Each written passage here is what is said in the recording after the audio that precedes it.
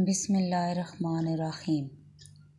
अस्सलामुअलैकुम दोस्तों, क्या हाल हैं आपके। उम्मीद है आप सब खैरियत से होंगे।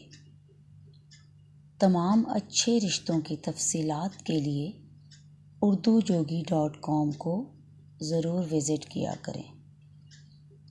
आज मैं जिस रिश्ते के लिए हाज़िर हुई हूँ वो है एक तलाक़शुदा खातून का रिश्ता।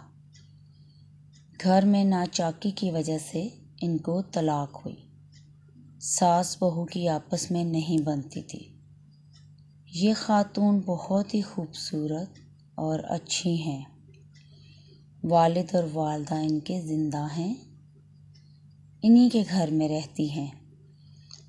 पहली शादी छोटी उम्र में कर दी गई थी, जिसकी वजह से इनको तलाक हो गई। उम्र इनकी 28 साल है। तालीम BA। ज़ात मलिक है। गुजरात के रहने वाले हैं।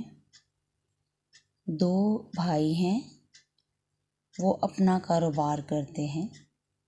ये एक ही बहन है, वो भी सिंगल। वालिद का अपना कारोबार है।